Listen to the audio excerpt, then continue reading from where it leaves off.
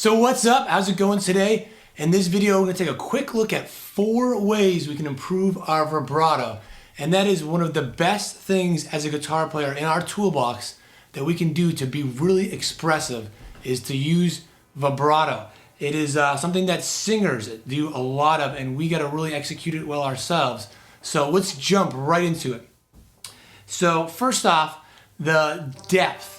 How far we bend the string. So we can go a little bit or we can go a whole lot, and we can do this many different ways. So there's so many people debating, oh, it's all on the wrist, it's in the fingers, it's shaking the neck.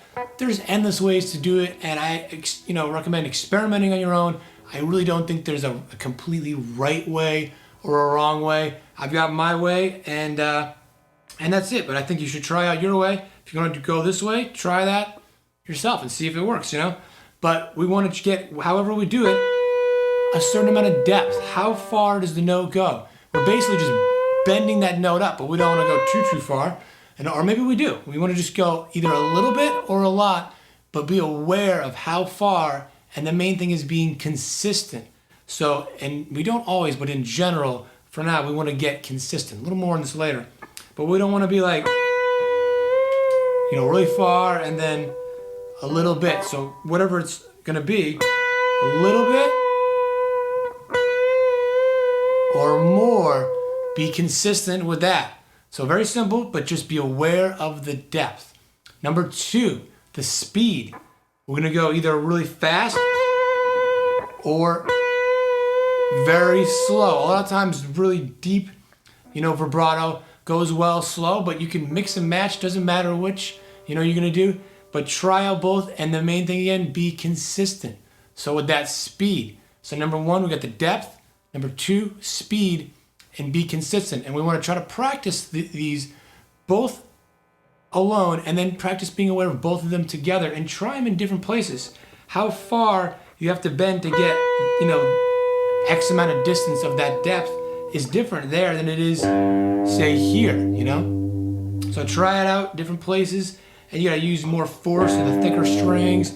Try it out different frets, all that stuff. Get really familiar with the feel of the fretboard with this stuff. Even if you feel like, oh, I'm good at vibrato.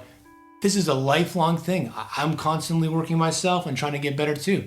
And it'll be a never-ending thing. It's a little unsettling, but that's just part of the nature of of learning an instrument. Just gotta keep going and keep working on improving it.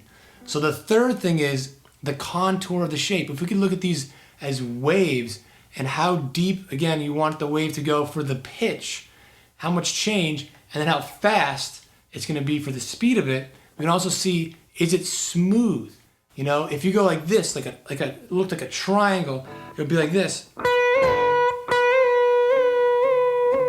Yeah, I might be getting a consistent speed and depth, but that contour of the wave is jagged. And we may want to do that for getting a very jarring effect, but in general, to get a nice, smooth vibrato, we want to smooth that out. So work on the contour of whatever the speed and depth is, being consistent, at least just for now, in a general sense. So first one, depth. Second one, speed. Third is that contour, not jagged, but smooth it out. So the fourth tip we can do to instantly improve our vibrato is not always just use it right away. Just delay it, so hit a note and then start to bring it in later. A really great example is to listen to opera singers, which is not exactly my cup of tea for music, but they are the pinnacle, the extreme with vibrato. And it's not that they're always just singing with vibrato right on every note. A lot of times they sing that note and then they start to bring in the vibrato. And it's not just that the vibrato all of a sudden gets turned on. So like I was saying earlier, it's not like always consistent. It might start off slow and small, and then the contour is probably going to be pretty consistent, but the speed and depth may start out small and then grow as it goes. And that makes for a very dramatic sound and much more interesting than just throwing it on right away or having no vibrato at all. So delay when you put that vibrato on. And an extra thing is just work on these individually and then try to put them all together as well. So a good thing to do is try this out yourself. So much better than just hearing these things as theory. Try it out all over the guitar, and if you can, listen to recordings of yourself back, whether you're working on this stuff or just general recordings, and really critically listen to your vibrato and look for things that you like and you don't like, and areas that you can improve upon, and especially looking at these 4 aspects of it, one at a time, which thing you can work on and get better at. And also listen to other people's playing.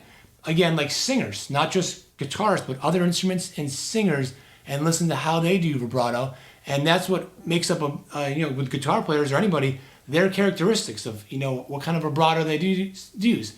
Like say B.B. King, he was very, very fast vibrato. Someone like David Gilmour, known for his vibrato a lot, tends to be very slower, but he tended to vary it up more depending on the situation.